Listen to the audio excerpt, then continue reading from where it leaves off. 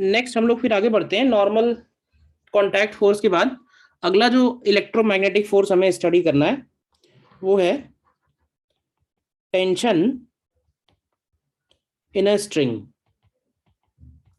Tension in a string जिसको हम लोग टी से डिनोट करेंगे। तो सबसे पहले मुझे ये बताओ कि ये जो टेंशन फोर्स है ये कौन से टाइप का है। तो टाइप तो मैंने बोल ही दिया, कौन से टाइप का है ये फोर्स। ये है इलेक्ट्रो मैग्नेटिक इन नेचर। फिर बात आती है कि टेंशन की वजह से पुलिंग फोर्स है, मतलब टेंशन, या पुशिंग फोर्स है। पुलिंग फोर्स है टेंशन। टेंशन क्या एक पुलिंग फोर्स है? इसमें किसी को कंफ्यूजन है? भाई जैसे किसी रस्सी से बांध के किसी चीज को हम खींच ही तो सकते हैं। अगर मान लो फ्लेक्सिबल रस्सी है तो उससे हम किसी चीज को पुश थोड़े ना कर पाएंगे। तो it is only pulling in nature. ठीक। फिर बात आती है कि इस फोर्स का डायरेक्शन किधर होगा। तो डायरेक्शन के लिए हमेशा ध्यान रखना कि डायरेक्शन इज ऑलवेज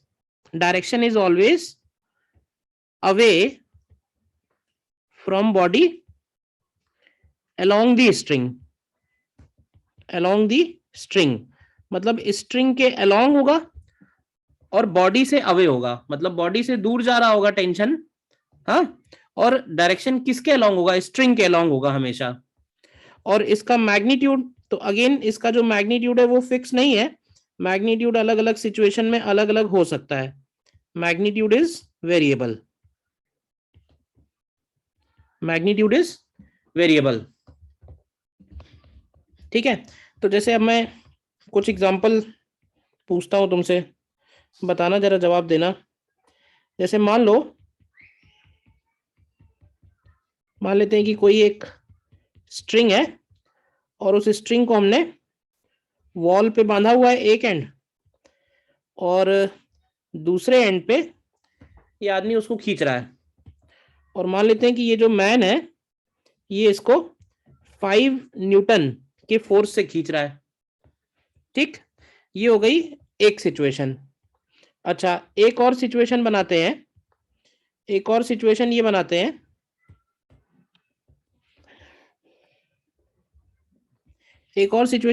हैं कि सपोज जो दूसरा एंड है उसको हमने वॉल से हटा के वहां पे भी एक आदमी को दे दिया हैंड और बोला भाई तुम भी 5 न्यूटन से खींचो। तो मुझे ये बताओ, दोनों केस में, पहले वाले केस में और उसके नीचे वाले केस में, स्ट्रिंग में टेंशन की क्या वैल्यू होगी? टेंशन इन स्ट्रिंग क्या होगा? क्यों भाई, स्ट्रिंग में टेंशन क्या होगा? बताइए जो लग रहा हो आपको।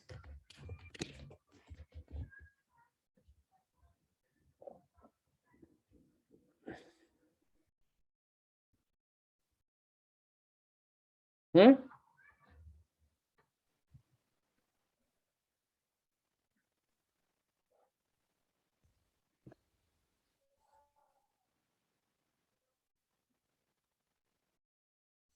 कुछ नहीं लग रहा। 5 न्यूटन। टेंशन 5 न्यूटन दोनों केस में? सर दूसरे में शायद 0 होगा। दूसरे केस में 0? देखो मैं देखो दोनों, मैंने ये एग्जांपल सिर्फ इसलिए लिया है क्योंकि समझना जरूरी है टेंशन, किसी भी स्ट्रिंग में टेंशन डेवलप कैसे होगा। ठीक है ना, किसी भी स्ट्रिंग में टेंशन डेवलप कैसे होगा, इस चीज को समझना जरूरी है। तुम ये बताओ कि अगर आपको कहा जाए कि स्ट्रिंग का एक एंड तुम्हारे पास है और दूसरा एंड अगर हम लूज छोड़ दें स्ट्रिंग का, तो क्या इस स्ट्रिंग में कोई टेंशन आएगा? तुमसे कहा जाए भाई खींचो 5 न्यूटन से, तो स्ट्रिंग में कोई भी टेंशन नहीं आएगा।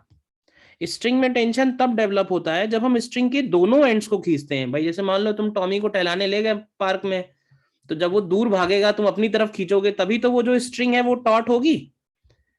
स्ट्रिंग क्या केवल एक एंड से पुल करने से टॉट हो सकती है? नहीं हो सकती है। स्ट्रिंग टॉट तभी बनेगी जब वो दोनों एंड से पुल करी जाएगी। और ये जो दोनों केस मैंने बनाए हैं इन दोनों केस में कोई भी फर्क नहीं है। पहले केस में जो काम वॉल कर रही है, दूसरे केस में वही काम मैन कर रहा है, और इन दोनों ही केस में टेंशन की वैल्यू 5 न्यूटन ही होगी। ऐसे समझ लो कि स्ट्रिंग को जितना भी फोर्स लगा के हम खींचते हैं दोनों तरफ से, वही उसके अंदर क्या बन जाता है, टेंशन। स्ट्रिंग को जितना भी फोर्स लगा के हम दोनों तरफ से खींचेंगे, वही उस स्ट्रिंग का टेंशन बनेगा। या इस बात को इनडायरेक्टली उल्टा ऐसे बोल सकते हैं कि अगर किसी टेंशन में अगर किसी स्ट्रिंग में टेंशन 5 न्यूटन है, तो इसका मतलब ये होता है कि वो स्ट्रिंग अपने दोनों एंड्स पे पुलिंग फोर्स लगा रही है। किधर की तरफ, किधर की तरफ लगा रही है, टुवर्ड्स, मतलब बॉडी से अवे। तो इस मैन के ऊपर टेंशन किधर लग रहा है, इधर, और मैन ने किधर लगाया, मैन ने इधर लगाया 5 न्यूटन। इसी तरह वॉल पे टेंशन किधर लग रहा है, वॉल पे टेंशन लग रहा है इधर, और वॉल किधर फोर्स लगा रही है, वॉल इधर लगा रही है। बताइए बात समझ में आई है नहीं? पुलिंग कैसे है और डायरेक्शन अलोंग दी स्ट्रिंग कैसे है, ये दोनों बातें क्लियर है? Yes sir. ठीक है, अब इसी को देखो एग्जांपल करते हैं फिर इसके। इसमें ध्यान रखना, अभी हम लोग स्टार्ट कर रहे हैं आइडियल स्ट्रिंग। ठीक है, आइडियल स्ट्रिंग का मतलब ये होगा कि आइडियल स्ट्रिंग में कौन कौन सी खास बात होंगी। देखो, आइडियल स्ट्रिंग जो होगी वो मासलेस होगी, उसके अंदर कोई भी मास नहीं होगा। ठीक है, आइडियल स्ट्रिंग जो होगी वो परफेक्टली फ्लेक्सिबल होगी। फ्लेक्सिबल वर्ड समझते हो ना? तीसरा पॉइंट, मुड़ने वाली, हाँ, मुड़ने वाली सब फ्लेक्सिबल। फ्लेक्सिबल मतलब कि जो आसानी से मुड़ जाए। तीसरा ये कि वो जो है इनएक्सटेंसिबल होनी चाहिए। इनएक्सटेंसिबल का क्या मतलब है? चेन एक्सटेंड ना करे, मतलब ऐसा ना हो कि हम फोर्स लगाएं तो उसकी लेंथ बढ़ जाए। रबर का नहीं होना चाहिए, रबर स्ट्रिंग नहीं चलेगा ना। रबर स्ट्रिंग में तो फोर्स लगाएंगे तो वो एक्सटेंड हो जाएगी, तो वो एक्सटेंसिबल है। इनएक्सटेंसिबल का मतलब है कि उसका लेंथ जो है वो कांस्टेंट होना चाहिए। और चौथी बात जो आइडियल स्ट्रिंग में होनी चाहिए वो ये कि वो परफेक्टली स्मूथ होनी चाहिए, जो किसी सरफेस पे अगर स्लिप हो तो कोई फ्रिक्शन नहीं लगे। तो ये चारों बातें अगर होल्ड कर रही हैं तो स्ट्रिंग को हम लोग बोलते हैं आइडियल स्ट्रिंग। और आइडियल स्ट्रिंग में हमको ये ध्यान रखना है कि आइडियल स्ट्रिंग में हम नीचे नोट कर लेंगे कि it always pulls its both ends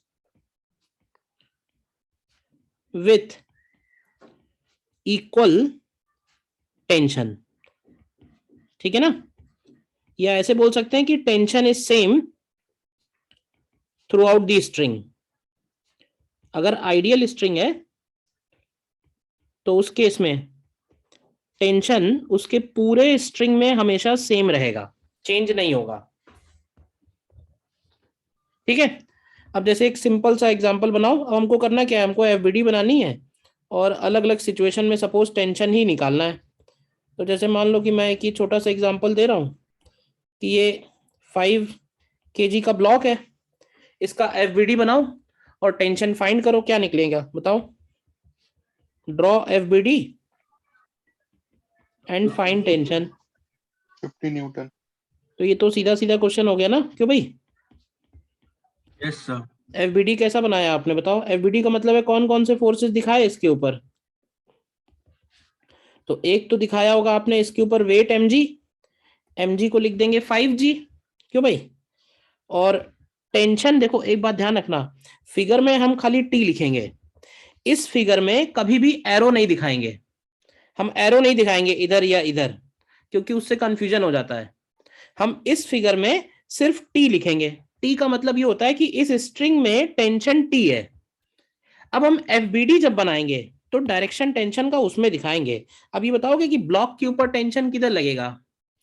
pulling का मतलब क्या होगा, अगर स्ट्रिंग ब्लॉक को पुल कर रही होगी तो टेंशन इधर की तरफ लगेगा। ठीक बात है। और ये बॉडी कैसी है, रेस्ट पे है, मूविंग है, तो ये बॉडी रेस्ट पे है, तो रेस्ट पे है तो टेंशन की वैल्यू 5g के इक्वल हो गई। 5g यानी कि 50 न्यूटन। कोई डाउट इसमें? अब जो काम इसमें किया है एकदम साधारण क्वेश्चन में, वही काम हमें सब जगह करना है। तो इसलिए समझ लो, ये नहीं कि आसान है तो हो गया। बोलिए,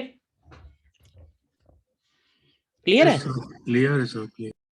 ठीक है, क्लियर है तो जरा आप बताना। दूसरा एक मान लेते हैं,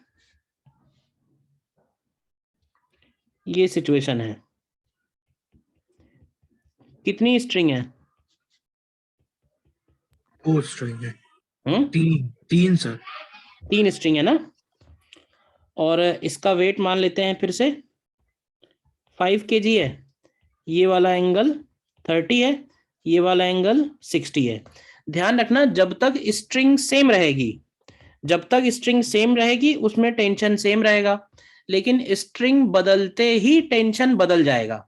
ठीक, तो सबसे पहले हम इसमें एज्यूम करेंगे, मान लेते हैं कि इस स्ट्रिंग में T1 है, इस स्ट्रिंग में T2 है, और इस स्ट्रिंग में T3 है, और ये तीनों स्ट्रिंग इस पॉइंट पे जुड़ी हुई हैं।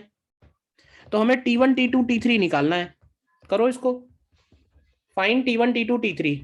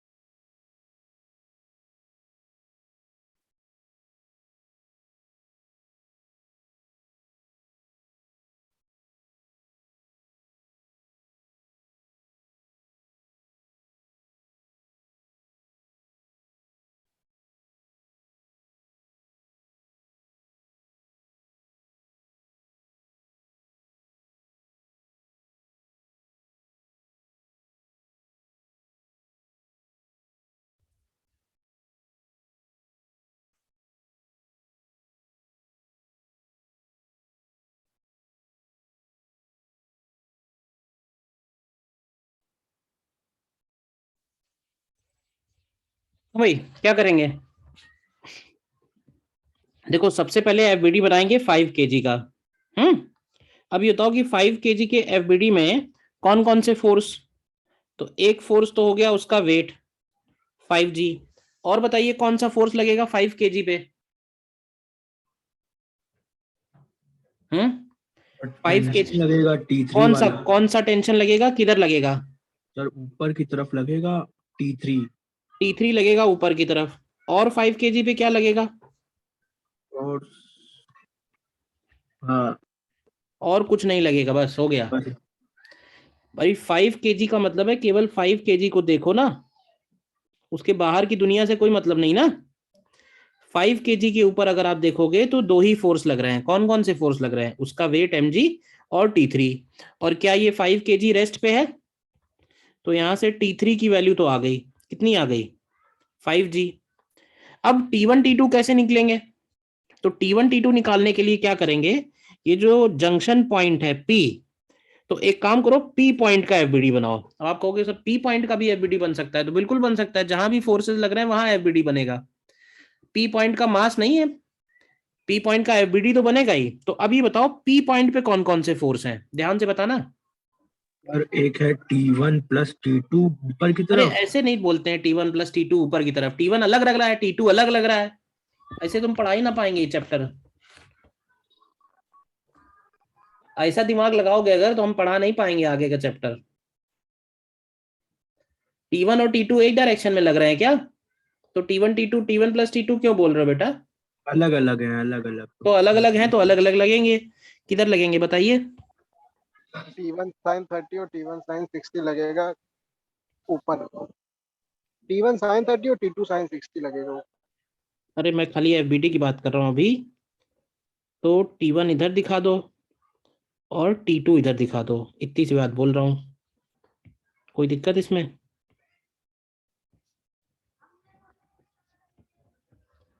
और क्या लगेगा P पॉइंट पे?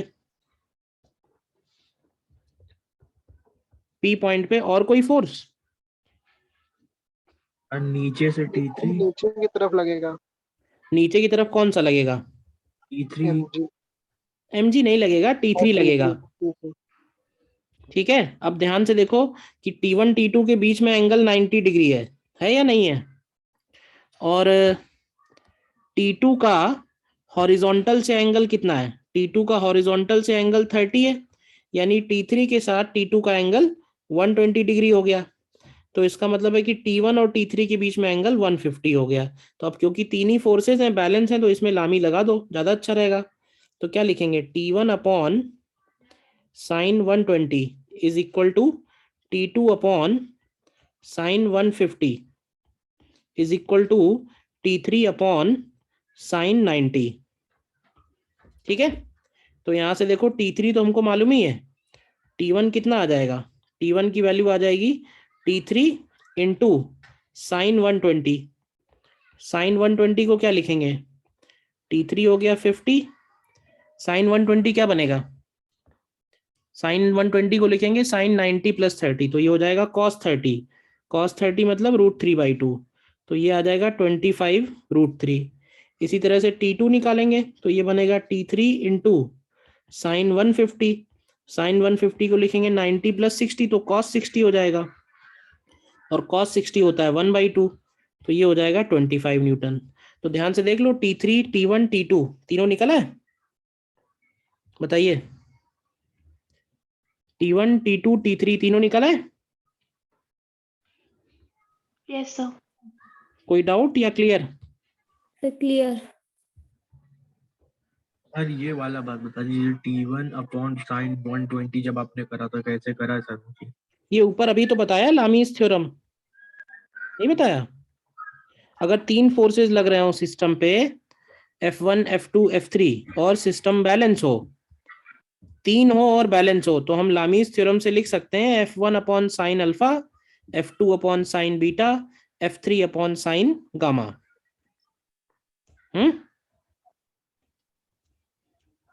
अपॉन साइन अल्फा मतलब T1 अपॉन इधर का एंगल, T1 के सामने वाला, F1 इधर लग रहा है, F2 इधर लग रहा है, Ft इधर लग रहा है, तो ये अल्फा है, ये बीटा है, ये गामा है।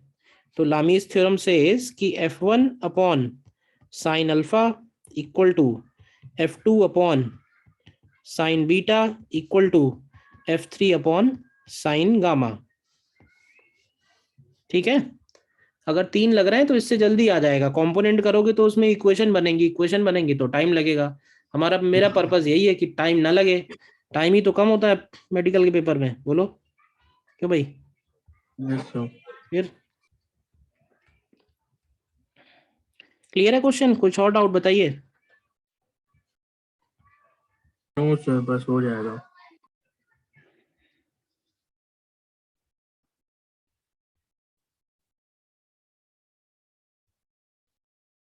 नेक्स्ट देखो, क्वेश्चन दे रहा हूं। मान लो ये तीन ब्लॉक्स हैं, 5 kg 3 kg 2 kg, तो हमें T1 T2 T3 बताना है। कैसे निकालेंगे बताओ?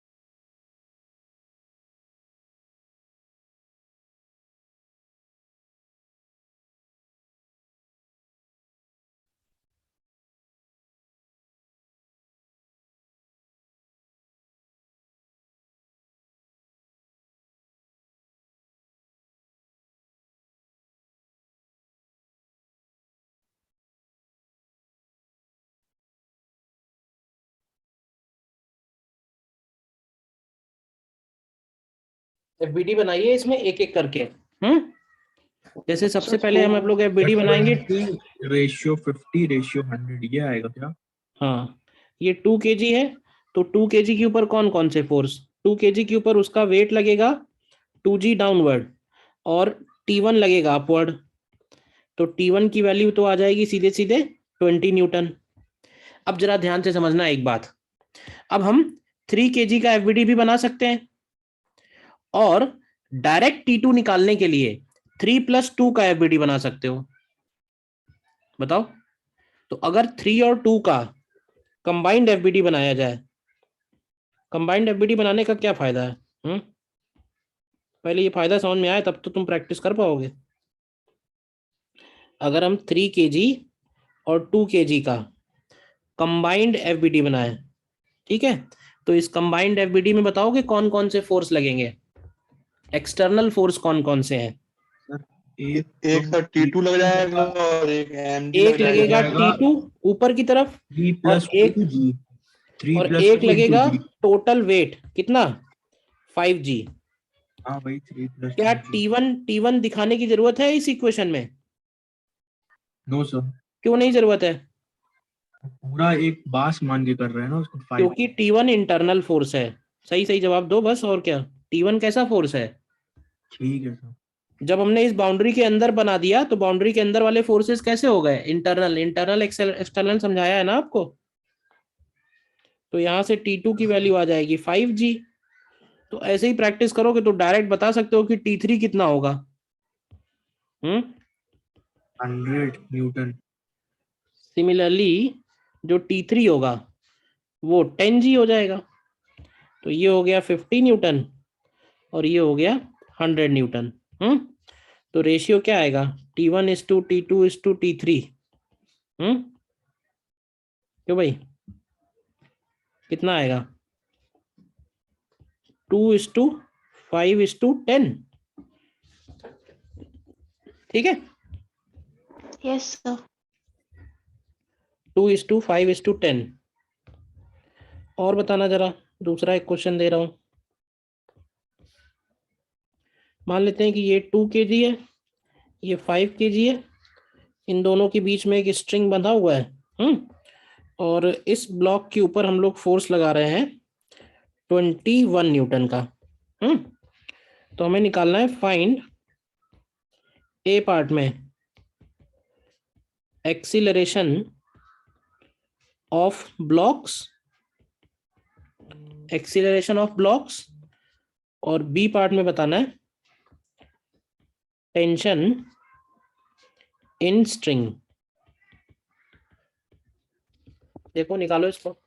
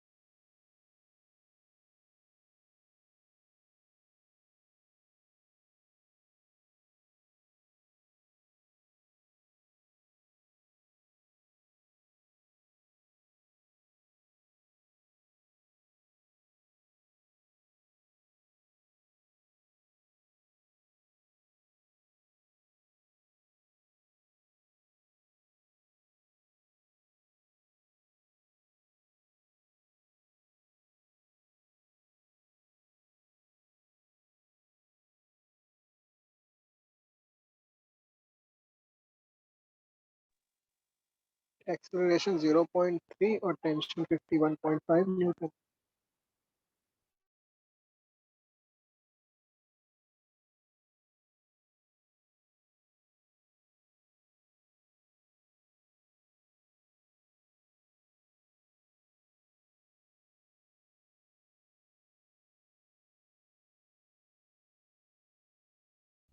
हाँ बोलिए, क्या कह रहे थे? सर एक्सीलरेशन 7 आएगा। सर एक्सेलरेशन 0.3 आएगा और टेंशन आएगा 51.5 न्यूटन। एक्सीलरेशन 0.3। हम्म, मेरा सर 7 आ रहा है। 7 आएगा एक्सीलरेशन। एक्सीलरेशन 7 आएगा। ये बताओ, एक्सीलरेशन निकालने के लिए मैंने एक तरीका बताया है ना कि total force acting on system driving force upon total mass. तो अगर हम इन दोनों का कंबाइंड एफबीडी बनाए, ध्यान से समझना, तो इस कंबाइंड एफबीडी में कौन कौन से फोर्सेस एक्सटर्नल फोर्स होंगे? क्या ये 21 न्यूटन एक्सटर्नल है? ये तो कोई लगा ही रहा है। क्या इन दोनों का वेट भी तो है ना? कितना वेट है इनका? 7G। 7G का वेट है इनका। 7G का मतलब हो गया 70 न्यूटन। क्यों भाई? तो एक्चुअली ये सिस्टम किधर जा रहा होगा? ऊपर जा रहा होगा कि नीचे जा रहा होगा? नीचे जा रहा होगा ना। तो नीचे जा रहा है तो एक्सीलरेशन नीचे एज्यूम कर लेते हैं ए। तो एक्सीलरेशन को हम लोग लिख सकते हैं, acceleration is equal to net driving force upon total mass. तो अब बात आएगी कि नेट ड्राइविंग फोर्स कितना है, चलाने वाला फोर्स कितना है। तो चलाने वाला आप कहोगे कि सर 70 न्यूटन की वजह से चल रहा है क्योंकि एक्सीलरेशन नीचे है ना। तो चलाने वाला 70 बनेगा और रोकने वाला 21 बनेगा। तो नेट ड्राइविंग फोर्स में 70 माइनस 21 करेंगे and divided by total mass यानी 2 + 5। तो यहां से आप कैलकुलेट करोगे तो 7 मीटर पर सेकेंड स्क्वायर आएगा आंसर। बोलिए। Tension 15 Newton.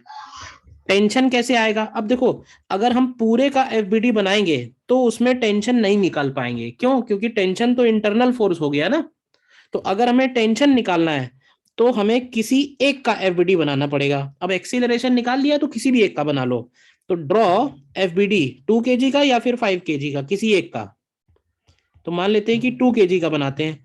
तो अब मुझे बताओ, सिर्फ 2 kg पे फोकस करते हैं। तो 2 kg पे कौन कौन से फोर्स? क्या 2 kg पे ऊपर की तरफ कितना लग रहा है? 21 न्यूटन। आदर्श पांडे, आपका माइक खराब है बेटा, पूरा डिस्टरबेंस हो रहा है। 2 kg का वेट हो जाएगा 2G, और टेंशन अगर हम T लेंगे तो T उस पे नीचे की तरफ लगेगा। देखो बात भी नहीं समझ में आ रही। टेंशन लगेगा नीचे की तरफ। एक्सीलरेशन कितना है इसका? एक्सीलरेशन इसका नीचे की तरफ है, कितना? 7 मीटर पर सेकेंड स्क्वायर। तो अब ये बताओ कि इसके लिए एफबीडी क्या बनेगी? एफबीडी तो बना ली, इक्वेशन क्या लिखेंगे इसके लिए बताइए। इसके लिए क्या लिखेंगे? फिर से इसके लिए लिख सकते हैं कि acceleration is equal to net driving force. तो नेट ड्राइविंग फोर्स कौन है? तो ये दोनों ड्राइविंग है और ये अपोजिंग है, ध्यान से देखो। तो नेट ड्राइविंग फोर्स हो गया 20 + T और अपोजिंग फोर्स हो गया 21 अपॉन मास। मास कितना है? 21। तो यहां से देखो 20 माइनस 21 है तो कितना आएगा? T - 1 is equal to 14। तो T की वैल्यू 15 न्यूटन आती है। बोलिए, बताइए कहाँ डाउट है? क्लियर है या नहीं?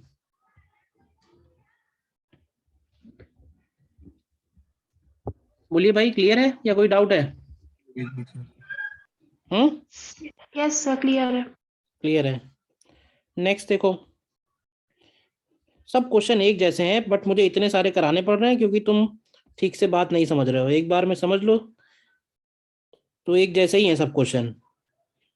खास बात बस यही है।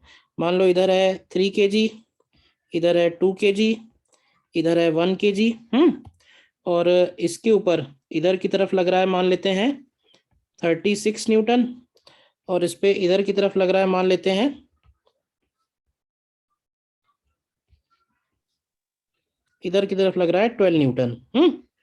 तो हमें निकालना है टेंशन एंड एक्सीलरेशन। निकालिए क्या आएगा? Find tension and acceleration. Find tension and acceleration.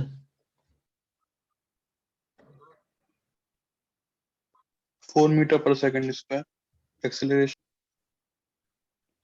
Sir हाँ सर, ये बोल रहा था जो पहले वाला क्वेश्चन अभी आपने कराया सर, उसमें अगर 5 kg वाले सिस्टम पे देख के टेंशन निकाले तो भी यही आएगा। तो भी यही आएगा। अगर आप 5 kg का एफबीडी बनाओगे तो भी यही निकल के आएगा। मैंने कहा ना कि सेकंड स्टेप किसी का भी कर लो। 5 kg पे T ऊपर दिखाओगे, ठीक है। 5 kg पे वेट नीचे दिखाओगे। और कोई फोर्स लग रहा है 5 kg पे? नहीं, और कोई तो नहीं लग रहा। और एक्सीलरेशन 5 kg का 7 मीटर पर सेकेंड स्क्वायर नीचे रहेगा। जो डाउट पूछ रहा है उसको करके देख लो ना। तो acceleration is equal to net driving force, तो नेट ड्राइविंग में 50 माइनस 7 आएगा upon 5, sorry 50 minus T upon 5। तो यहाँ से देखोगे तो 50 माइनस टी की वैल्यू 35 आएगी, तो टी की वैल्यू यहाँ से भी 15 न्यूटन आ जाएगी।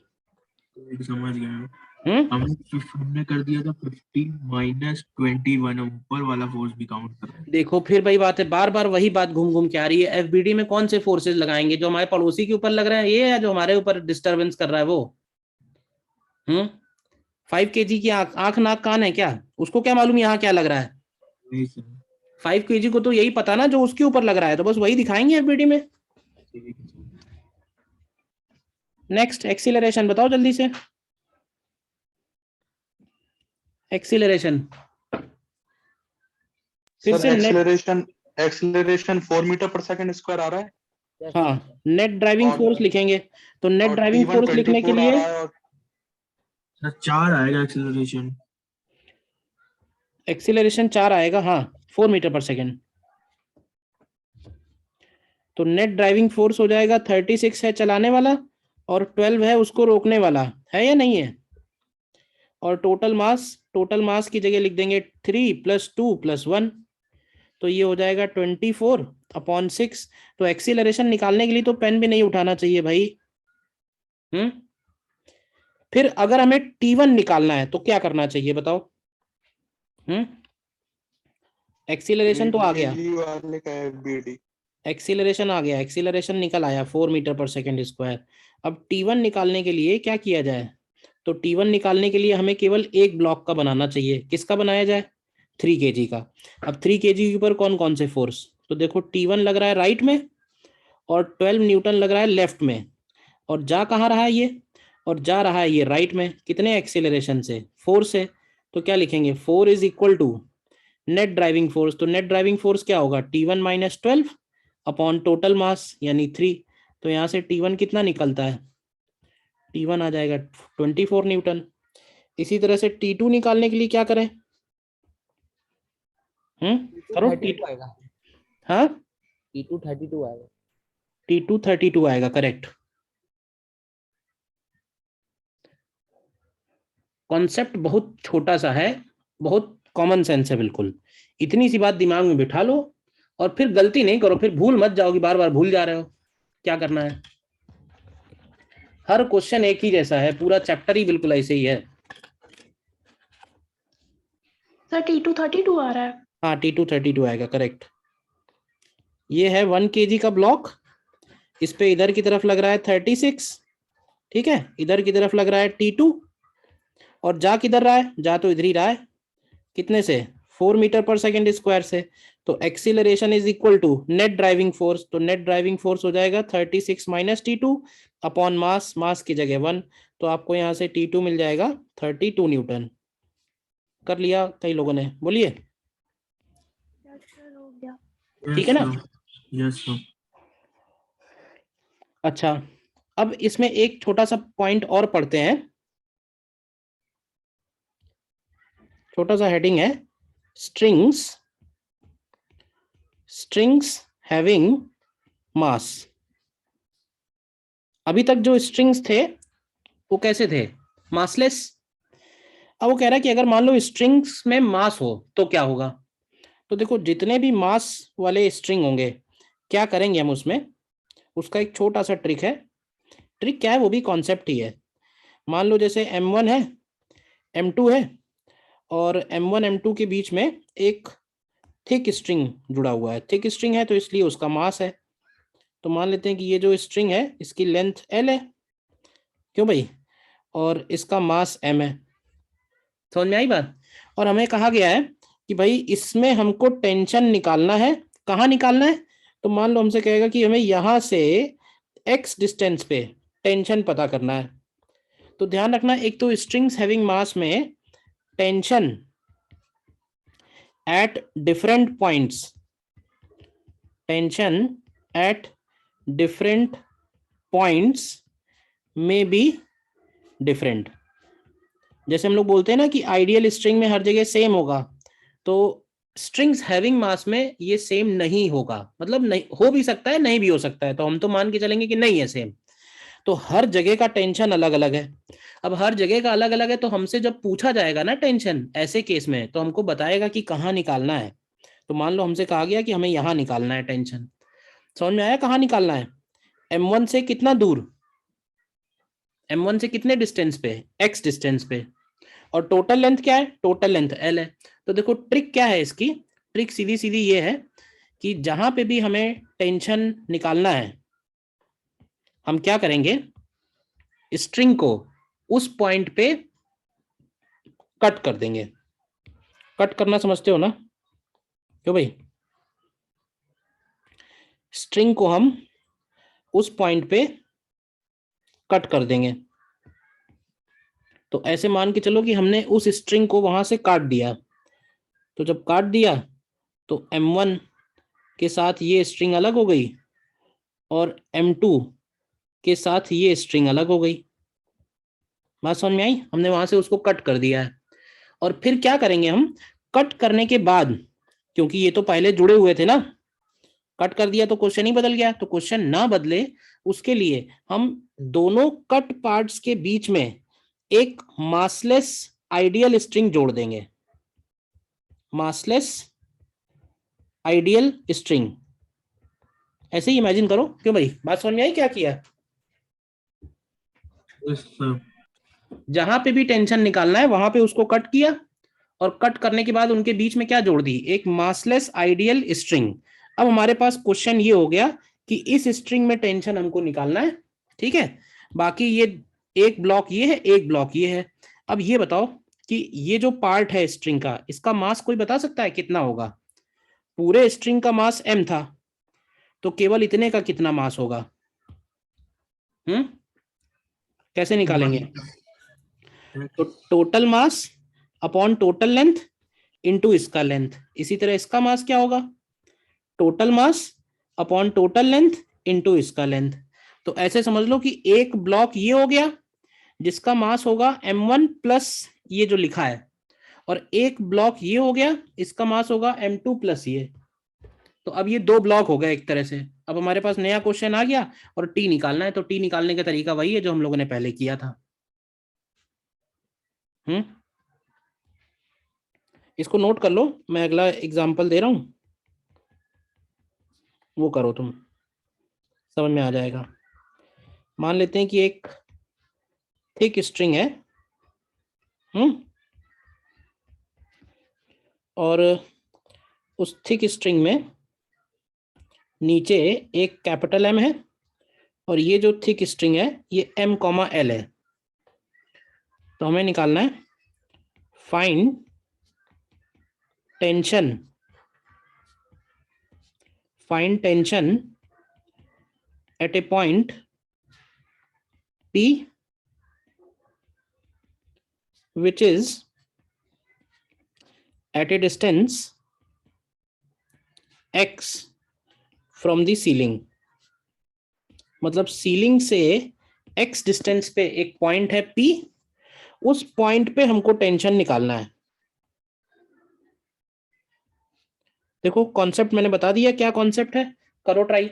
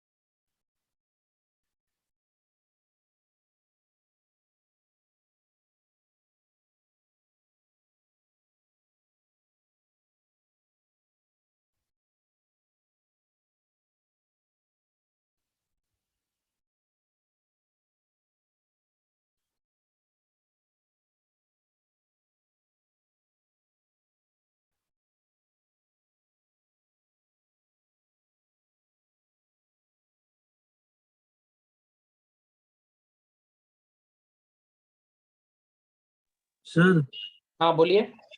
सर टेंशन जो होगा वो m into L minus X upon L into G होगा m into L minus X upon upon L L into G. Into जी।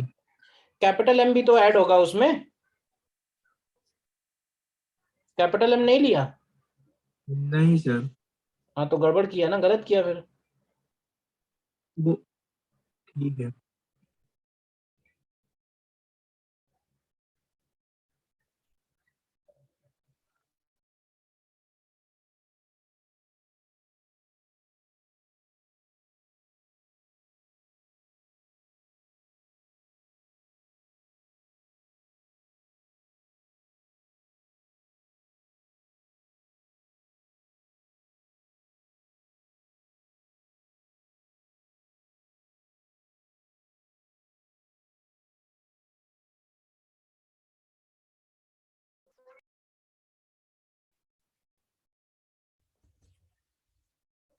देखो तरीका मैंने ये बताया है, जहां पे भी टेंशन निकालना है वहां पे इसको कट कर दो। हम्म, तो कट कर दो, क्या बनेगा कट करने के बाद? दूसरा फिगर मैं बना ले रहा हूं। तो जहां पे भी टेंशन निकालना है उतना पार्ट हम इसमें से कट करे दे रहे हैं, ठीक है। फिर उसके नीचे भी स्ट्रिंग है, तो एक स्ट्रिंग उसके नीचे हो गई, और ये जो नीचे स्ट्रिंग है ये जुड़ी हुई है किससे? ये जुड़ी हुई है इस कैपिटल एम से। क्यों भाई? और इन दोनों के बीच में हमको ज्वाइन कर देनी है एक पतली वाली स्ट्रिंग, यही तो है। कर लिया सर, दिखाए क्या? हम्म, कर लिया है सर। कर लिया तो ठीक है। और इस स्ट्रिंग में टेंशन हमको निकालना है। तो देखो तरीका क्या है, अगर हमें जहां पे भी टेंशन निकालना है हम उसके नीचे का पूरा सिस्टम कंसीडर कर लेते हैं, बस इतनी सी बात है। तो ये जो पार्ट है इसका लेंथ कितना है? इसका लेंथ है L माइनस एक्स। तो इसका मास कितना आएगा? इसका मास आएगा m upon total length into इसका लेंथ। तो ये बताओ कि इस पूरे सिस्टम का वेट कितना होगा जो मैंने बाउंड्री के अंदर बंद किया हुआ है? उसका वेट आएगा capital M plus small m by L minus x. और वेट निकालने के लिए इसमें मल्टीप्लाई करेंगे जी का। और इसके ऊपर कितना फोर्स लग रहा है? तो इसके ऊपर टी तो लग रहा है, तो यही टी हो गया, आ गया आंसर। बोलिए। यस सर, हो गया। यही टी हो गया, यही आंसर हो गया।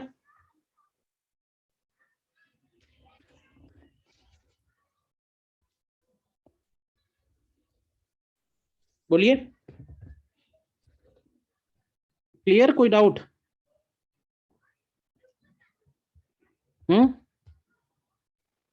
No sir. और बताना, चलो देखो एक और क्वेश्चन दे रहे हैं।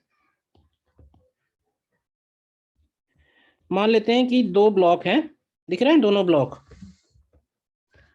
और ये पूरे दोनों ब्लॉक जो हैं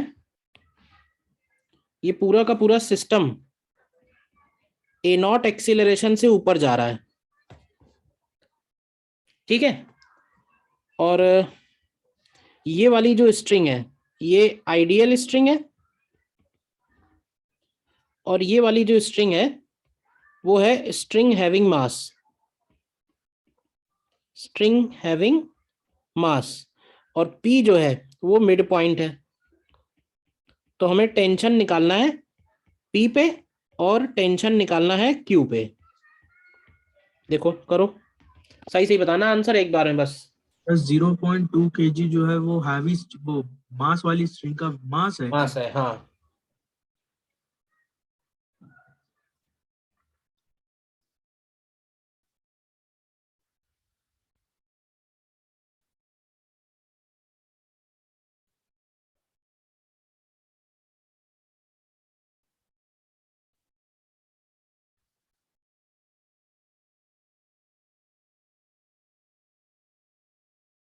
सर टीपी आएगा 30 न्यूटन।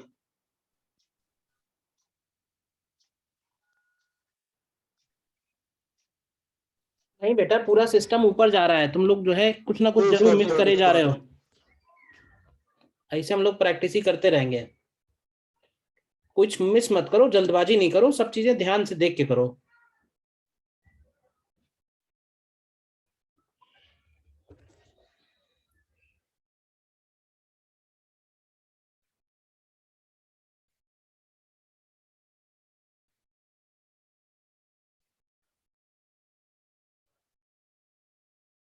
Sir TQ51।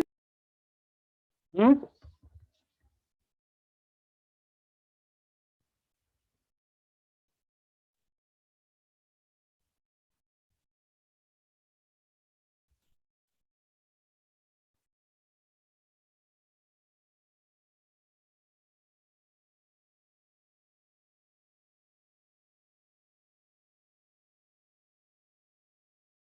मुझे लग रहा है 30 और 50 आना चाहिए। हाँ सर वही आ रहा ना, टीपी आ रहा 30 न्यूटन और टीक्यू आ रहा 50 न्यूटन।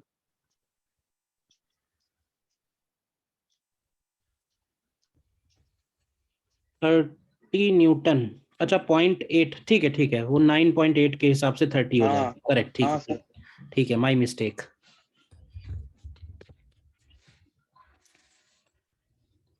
वो 10 लेकिन मेरे दिमाग में बच चल रहा था।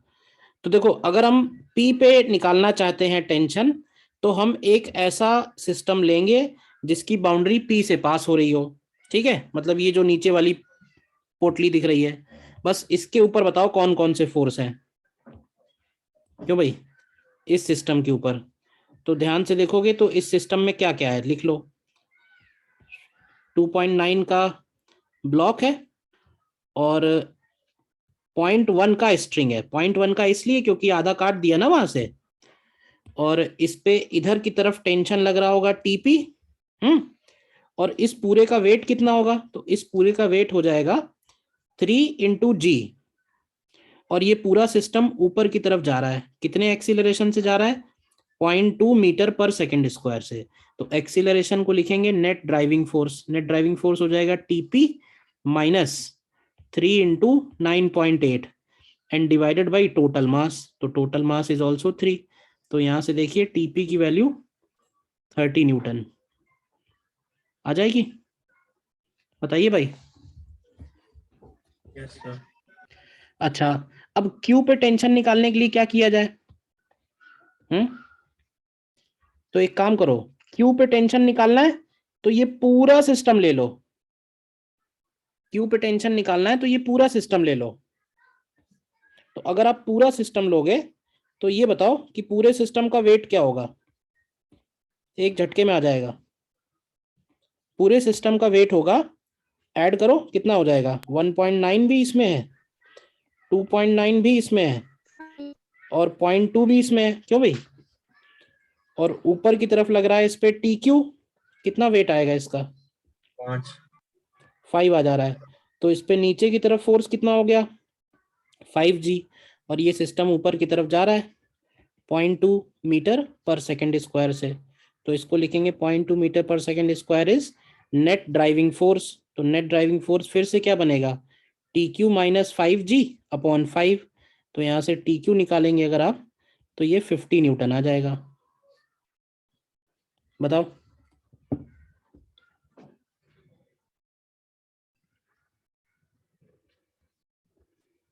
हम्म, सिस्टम क्या लेना है ना, अगर हमने एक बार ये सही से डिसाइड कर लिया और इसकी प्रैक्टिस कर ली, कुछ भी क्वेश्चन टफ नहीं है, समझ लो।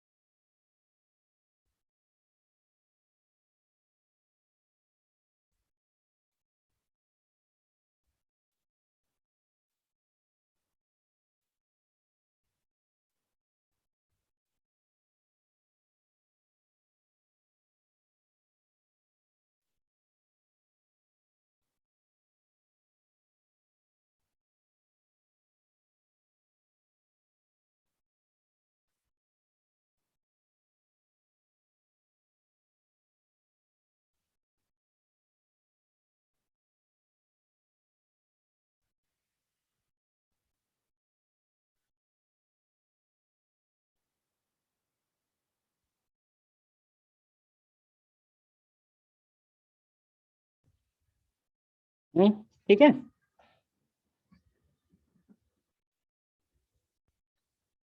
Yes sir.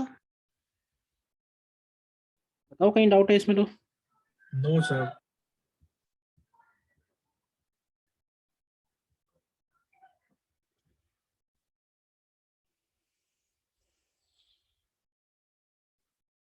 और देखो एक और दे रहा हूँ।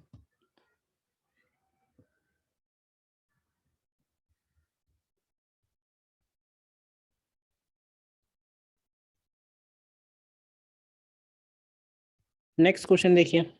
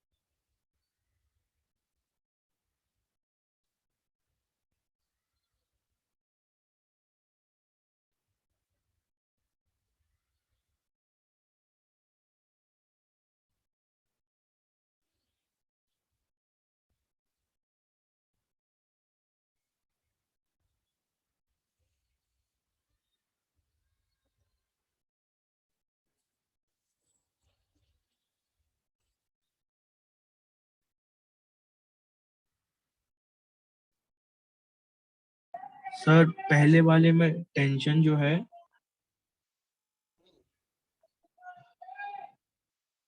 सर, हाँ हाँ बोलिए। हाँ तो पहले वाले में टेंशन जो है वो mx/l इंटू ए है क्या? ए का वैल्यू डालो।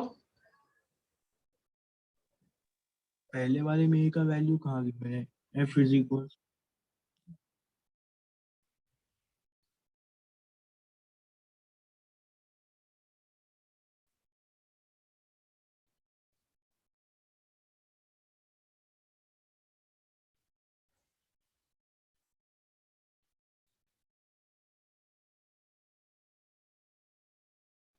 Sir F1 minus X upon L.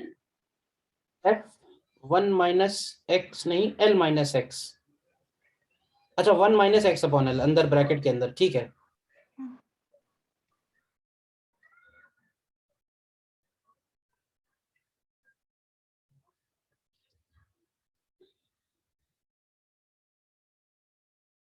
F X upon L नहीं आना चाहिए, F into X upon L. X upon L आ रहा है sir, F X upon L sir यही आ रहा है fx/l। हाँ एफ एक्स अपॉन एल आएगा।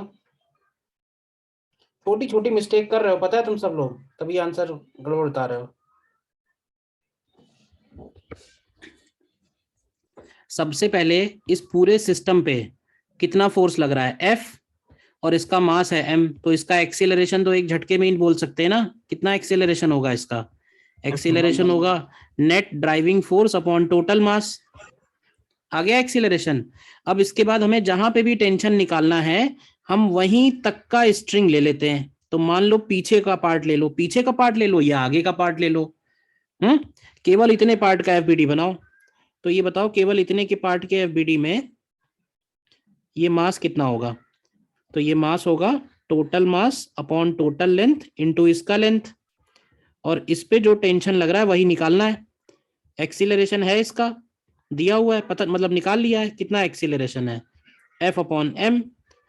तो टेंशन को क्या लिखेंगे या एक्सीलरेशन को क्या लिखेंगे? Acceleration is equal to net driving force upon इसका मास। तो इसका मास है mx अपॉन एल। तो यहां से mm कैंसिल हो जाएगा, t की वैल्यू देखो ध्यान से, f into X upon L आ जाएगी। बोलिए क्या डाउट है इसमें?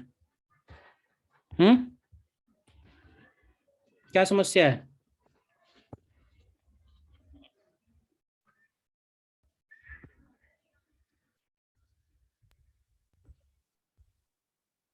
तो नीचे वाले में TA5 तो हो गया सर। TC6 और TC7 आ रहा है। दूसरा नीचे वाले में चलो देखो क्या क्या निकालना है, TA, TB और TC। 5, 6 और 7 आ रहा है। सबसे पहले हम क्या करेंगे, इस पूरे सिस्टम का FBD बनाएंगे और एक्सीलरेशन निकालेंगे। पहला काम तो यही होता है, ठीक है। तो एक्सीलरेशन देने वाला ड्राइविंग फोर्स कौन है इस सिस्टम में, तो देखो 24 न्यूटन नहीं है, इसका कंपोनेंट है। तो कंपोनेंट कितना आएगा, 24 cos 60। तो cos 60 कितना हो जाएगा, 1/2। तो इस पूरे सिस्टम को जो खींचने वाला फोर्स है एक्स डायरेक्शन में, वो 12 न्यूटन का ही है, और इसका टोटल मास भी 12 न्यूटन है। तो इसका एक्सीलरेशन कितना आ जाएगा, एक्सीलरेशन हो जाएगा 12/12। एक्सीलरेशन हो गया 1 मीटर पर सेकेंड स्क्वायर। अब देखो कहां कहां पे टेंशन निकालना है, ए पे, बी पे, सी पे। अगर हमें सिर्फ ए पे निकालना है तो क्या करो, सिर्फ 5 kg का FBD बना लो, सिर्फ 5 kg का। तो अगर हम सिर्फ 5 kg का FBD बनाएंगे तो उसके ऊपर लगने वाला जो टेंशन होगा वो TA होगा, और इसका एक्सीलरेशन कितना है, इसका एक्सीलरेशन है 1 मीटर पर सेकेंड स्क्वायर। तो TA की वैल्यू 5 न्यूटन आ गई। इसके बाद समझो, अगर हमें बी पे निकालना है तो हम क्या करेंगे, बी पे निकालने के लिए हम बी से पास होने वाला और ए को इंक्लूड करते हुए FBD बनाएंगे। मतलब ए ले रहे हैं और ए के साथ आधा स्ट्रिंग ले रहे हैं, समझना ध्यान से। ए लिया मैंने और ए के साथ आधा स्ट्रिंग लिया, आधा स्ट्रिंग लिया तो उसका मास 1 kg है। तो इन दोनों को चलाने वाला TB है। कितना एक्सीलरेशन है इस सिस्टम का, इसका भी 1 मीटर पर सेकेंड स्क्वायर है। तो TB की वैल्यू डायरेक्ट आ गई 6 न्यूटन। और अगर हमें TC निकालना है तो हम चाहें तो केवल इसका ले लें, C का। तो अब अगर C के ऊपर आप देखो ध्यान से, तो C के ऊपर X डायरेक्शन में कौन कौन से फोर्स हैं, ये C का FBD है। तो इधर की तरफ लग रहा है 12 न्यूटन, इधर की तरफ लग रहा है TC, और जा इधर रहा है कितने से, 1 मीटर पर सेकेंड स्क्वायर से। तो इसको लिखेंगे net driving force upon total mass. तो आपको यहां से TC की वैल्यू 7 न्यूटन मिल जाएगी। देखो जिस मेथड से मैं बता रहा हूं इसकी ही प्रैक्टिस करो, क्योंकि क्या है ना कि ओरली हो जाएगा क्वेश्चन, पेन नहीं चलाना पड़ेगा। इतनी कैलकुलेशन करने के लिए थोड़े ना पेन चलाना पड़ता है।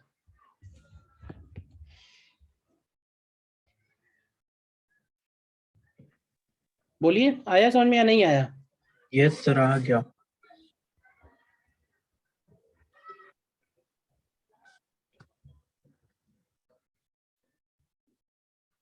ठीक है फिर, तो अभी आज इसमें यहीं तक रखते हैं।